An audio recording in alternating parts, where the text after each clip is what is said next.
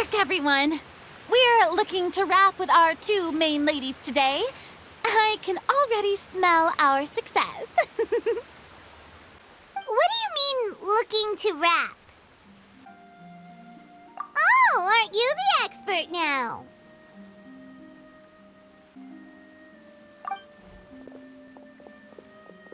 This upcoming scene is the two Musketeers' final confrontation with the Baron.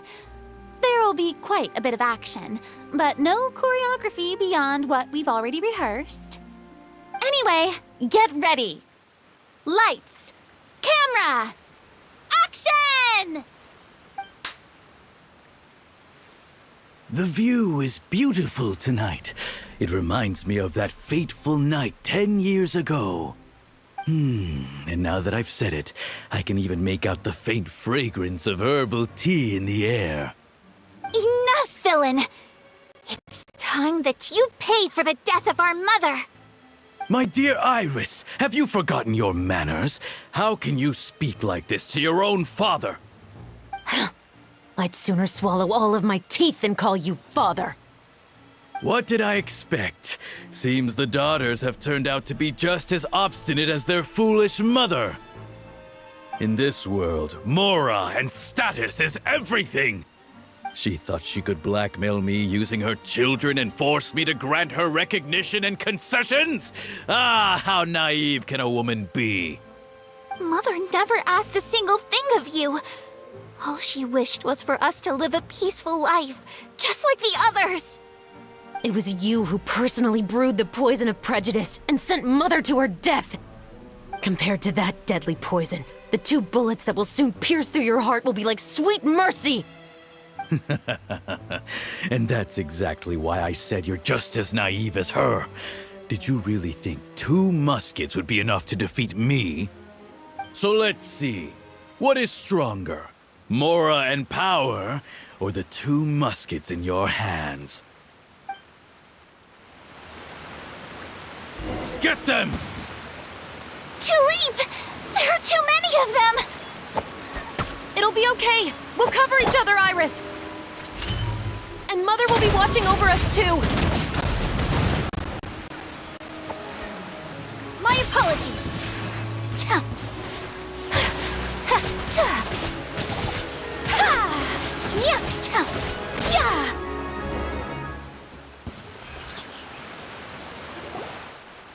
You've lost. To think I'd lose to my own 2 kids.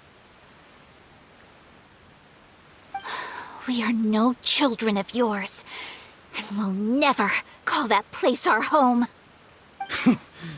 Then tell me, what did you do all this for? You lost your mother, and will soon kill your father as well. What will you gain in the end, other than sentences for your crimes? We will gain our long-awaited justice.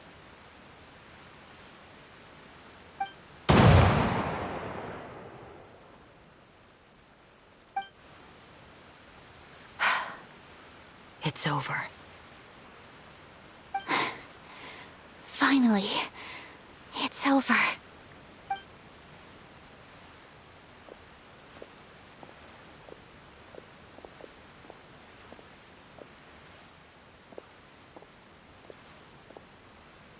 So, where will you go now, Tulip?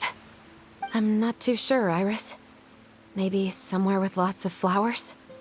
After all, Mother always did love going where the blossoms were. What about you? I want to go visit Mother's grave. Yeah, that's not a bad idea. Huh? Tulip, look!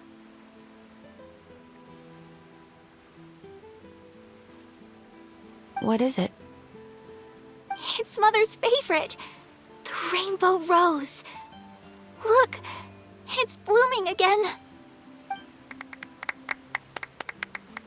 Excellent! That was beyond mesmerizing. Even I didn't expect this scene to go so well. And we got it in a single take. All right, everyone. we've got a wrap for Tulip and Iris. Congratulations, Ayaka and Chevres! Thank you. I didn't expect our parts to wrap so quickly. I wish I could savor the experience for just a bit longer. Paimon totally understands. Paimon's not ready to say goodbye to the clapperboard either. Filming has really been a lot of fun. You were great too, Chevres. The way you said, long-awaited justice. It gave Paimon chills. That is indeed my favorite line in the whole book. I still remember trying to act it out in my room the first few times I read it. Whoa, Paimon would have never guessed you're that type. Who doesn't like stories where the guilty are punished and justice prevails over evil? Don't forget, I'm the captain of the Special Security and Surveillance Patrol. Captain, I have something urgent to report. Please excuse me, everyone. I'll be back in just a moment. It's okay, don't worry about us.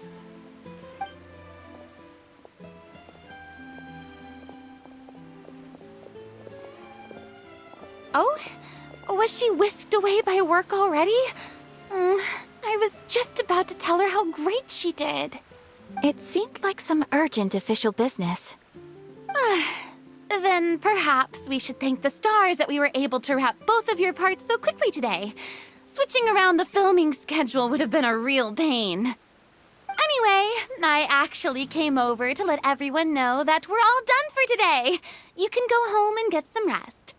And one last thing, Miss Ayaka.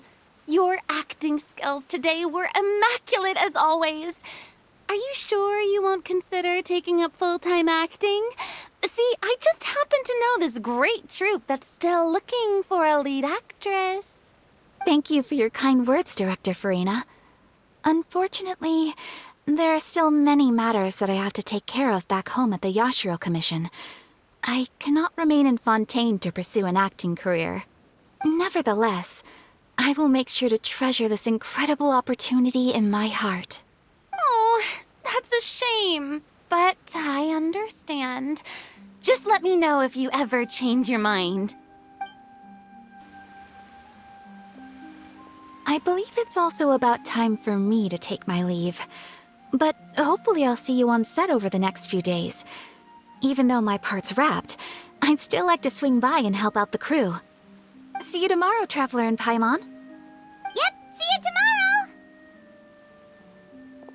Well, what should we do next? Maybe we'll go investigate the case some more with Chevres today. Traveler, Paimon, please come with me. Huh? Where are we going? You could say that our ship has finally chanced upon one of those small, remote islands of intel.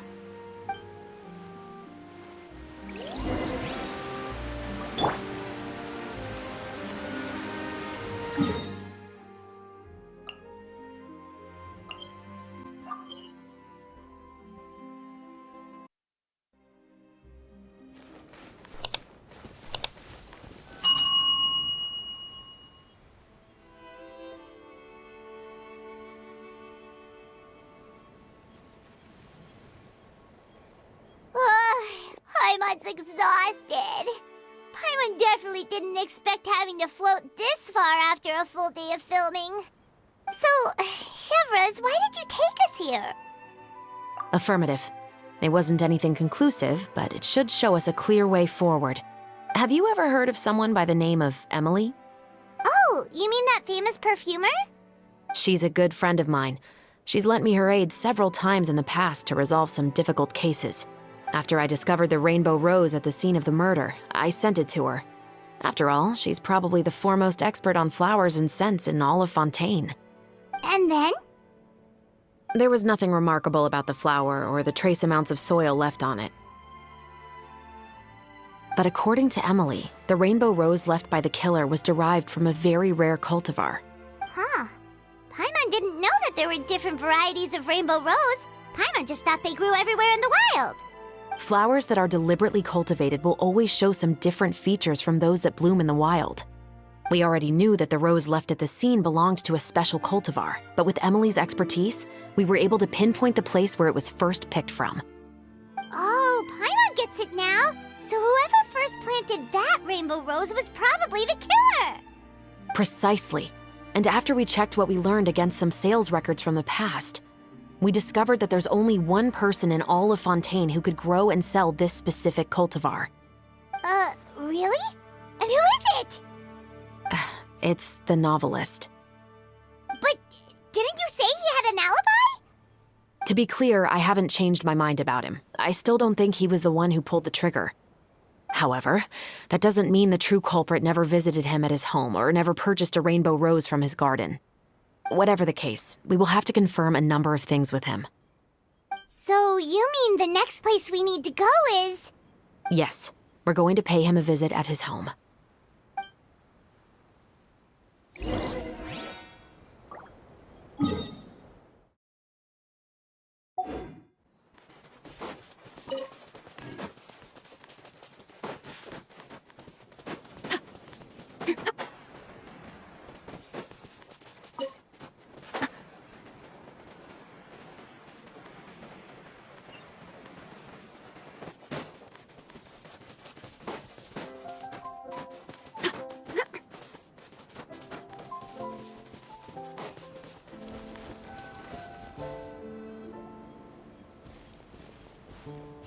That should be his house.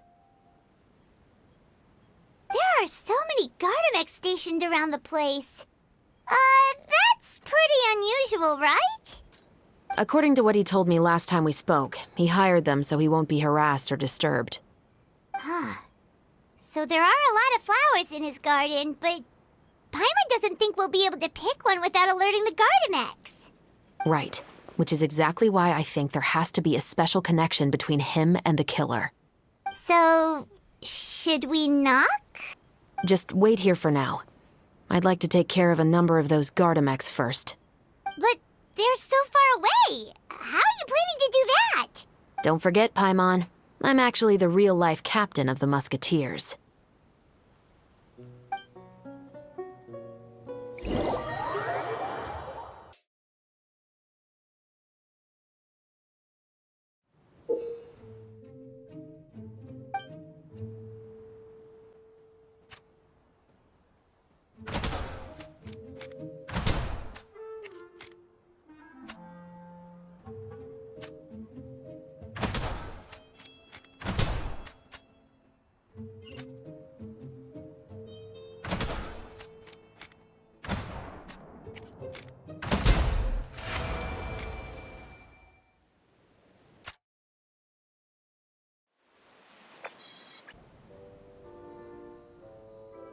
All clear.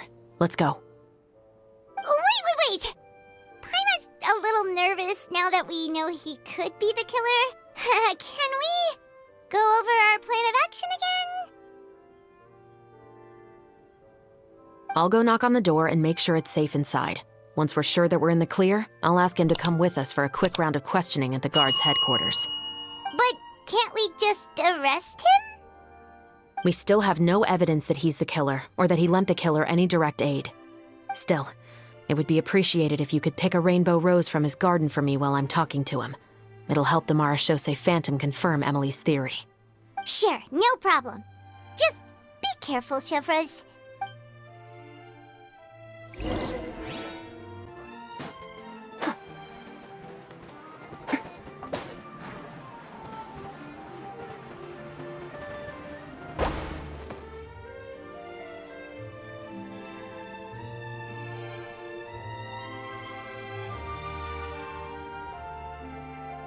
Excuse me, Mr. Baptiste, are you— Who could it be at this hour? Oh, it's you, Officer Chevreuse. Would you mind accompanying me to the guard's headquarters, Mr. Baptiste? We would like to ask you some questions about a case. Oh, is it still regarding the murder case from before? I cannot confirm or deny that at this time. So it is then. Listen, I need you to come with me, Mr. Baptiste. Miss Chevreuse, I'll save you the trouble. Oh, and you two over there? There's no need for you to pick my flowers either. It's not time for them to bloom yet. Oh! Okay.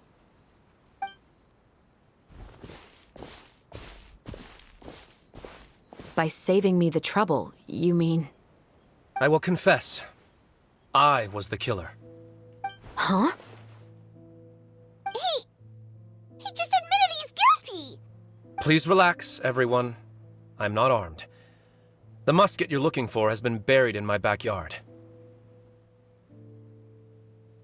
Then it's my responsibility to inform you, Mr. Baptiste, that everything you say right now will be used as evidence for the inevitable trial. Yes, I am perfectly aware of that. I must say, I hate this feeling. Oh? Is it because I confessed? Or because you've been proven wrong? Both, I suppose. For the same reason as the one I wrote out in my novel, of course. I did it to exact revenge. I know you haven't figured out the link between the two of us. Had you done so, I'd have been taken away to the headquarters a long time ago. But that won't stop me from always remembering his grotesque face. After all, he was the one who killed my mother. Your mother is still healthy and well. You know, I was adopted as a child. I was referring to my birth mother. That was never recorded in the orphanage's records. Please forgive a 6-year-old child for concocting some lies to protect himself after watching his mother die right in front of him. So, your novel, it was like a record of your life? No, of course not. It was a work of fiction with many embellished parts. But I am indeed the illegitimate son of a wealthy and influential man who abused his power to murder my mother. That part was 100% real. But the man you killed didn't have a Mora to his name. He was a hired assassin, an irredeemable beast who sank his fangs into a defenseless woman just for a few bags of Mora. But if that's really the truth, you wouldn't be telling us any of this now. You still haven't managed to take revenge against your father, the true mastermind behind it all. I never thought I'd hear that kind of thing from the captain of the Special Security and Surveillance Patrol. I'm simply skeptical about your motives. It's simple, really. I've grown tired of everything and don't want to shoulder this burden anymore. You may have considered me too soft to pull the trigger. Well, as it turns out, you are exactly right. I've become overwhelmed by the aftermath of the murder. So you're going to call a stop to your revenge, just like that? The true mastermind is too rich and too powerful for me. I've accepted that I will never be able to avenge my mother alone. And so what? The characters in your book never gave up. Now, Officer Chavras, I'm the one who has killed a man, aren't I? Are you trying to convince me to commit another crime? What's your father's name? How do you plan to prove the veracity of all of your claims? Well, I'd like to speak with you privately. Sure. Why don't we speak privately at the guard's headquarters? No, it has to be here. I must ensure that we won't be overheard. Fine. When I said won't be overheard, I meant by anyone. I would like to speak with you and you alone.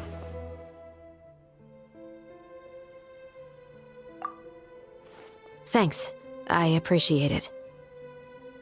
Please stay safe, Chevres.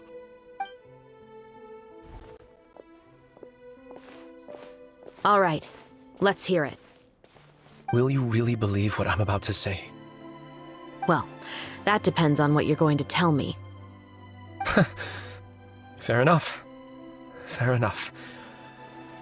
Then listen closely.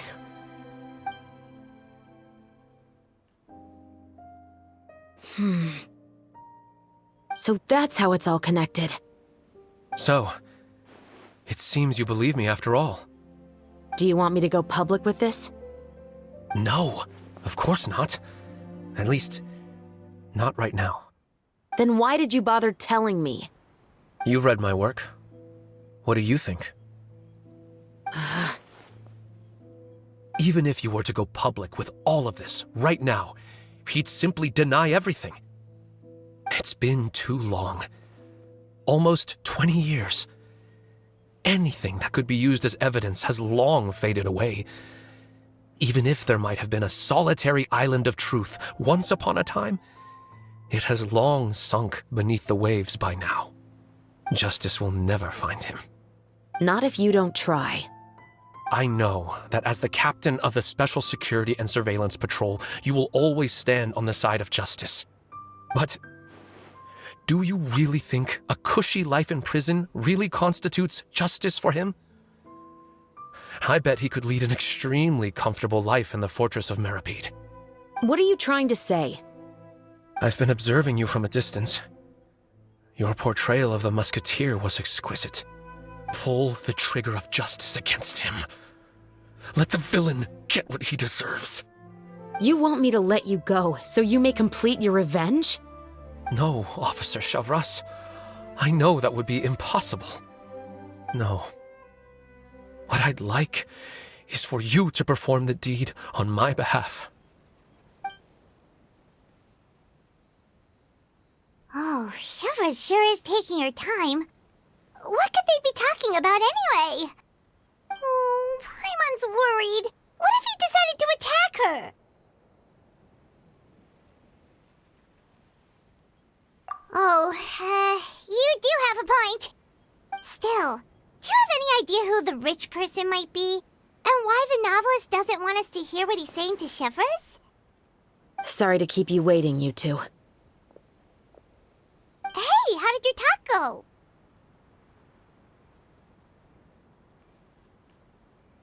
I've already sent someone to escort Baptiste back to the headquarters for questioning. He wasn't lying about the musket. It was indeed buried in his backyard. But what about the name? Did he tell you the name of the rich guy? Yes, he did. But for now, I have to return to the Special Patrol. There are still a few loose ends I need to tie up. I'll probably be quite busy over the next few days, so apologies if you don't see me on set. All right, Paimon understands if you can't tell us everything you know. We'll just keep an eye on the Steambird then. Actually, there's still something else I need your help with.